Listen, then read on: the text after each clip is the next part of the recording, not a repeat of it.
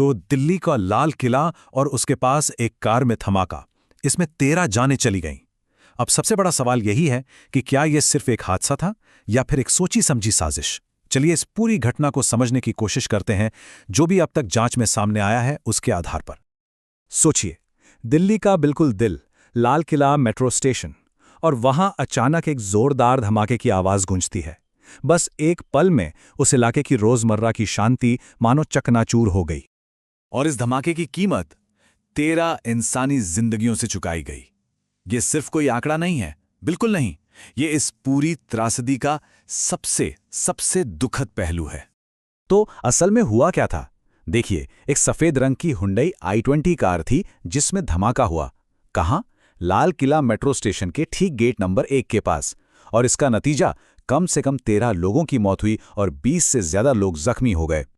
अब धमाके के बाद जाहिर है सबसे बड़ा सवाल यही था कि इसके पीछे कौन है, और बस यहीं से जांच का पूरा सिलसिला शुरू हो जाता है। मामला इतना संगीन था कि इसकी जांच फौरन देश की टॉप एजेंसी NIA को सौंप दी गई और केस भी UAPA के तहत दर्ज किया गया।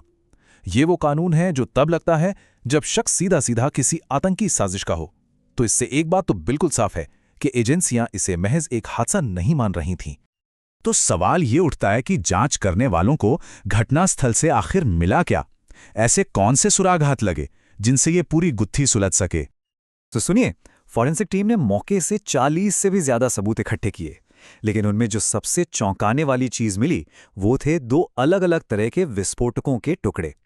अब इससे शक और भी गहरा हो गया कि ये एक ताकतवर IED यानी इम्प्रोवाइज्ड एक्सप्लोजिव डिवाइस था। जांच का फोकस उस कार पर भी था, जाहिर है। और पता क्या चला कि ये कार धमाके से कई दिनों पहले तक फरीदाबाद में खड़ी थी। फिर उसे दिल्ली लाया गया और इसका सबूत भी मिला। बदरपुर टोल पर लगे CCTV कैमरों ने उसे दिल्ली में दाखिल होते हुए रिकॉर्ड किया था। तो आखिर ये सब कर कौन रहा था? देखिए, जांच से जुड़े जो सूत्र हैं उनका इशारा एक टेरर मॉड्यूल की तरफ है। एक ऐसा मॉड्यूल जो जम्मू कश्मीर से ऑपरेट करता है और इसका लिंक सीधे सीधे आतंकी संगठन जैश-ए-मोहम्मद से जुड़ रहा है। और अब इस पूरी जांच के केंद्र में एक नाम और एक चेहरा सामने आता है, डॉक्टर उमर मोहम्मद। शक है कि इसी शख्स ने धमाके से पहले कई बार लाल किले के इलाके की रेकी की थी और माना जा रहा है कि यही वो कड़ी है जो इस आतंकी मॉड्यूल तक ले जाती है। लेकिन कहानी में यहीं एक बड़ा मोड़ आता है। अब जांचकर्ताओं के सामने 2 थ्योरीज हैं। पहली, क्या ये एक क्लासिक सुसाइड बॉम्बिंग थी? मतलब जिसमें हमलावर जानबूझकर खुद को एक टारगेट पे उड़ा देता है। या फिर दूसरी थ्योरी, क्या ये एक हादसा था?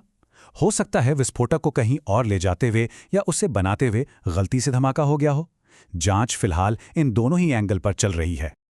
इतने बड़े धमाके के बाद जाहिर है सरकार और सुरक्षा एजेंसियों की तरफ से भी फौरन एक्शन लिया गया। तो चलिए देखते हैं कि क्या क्या कदम उठाए गए।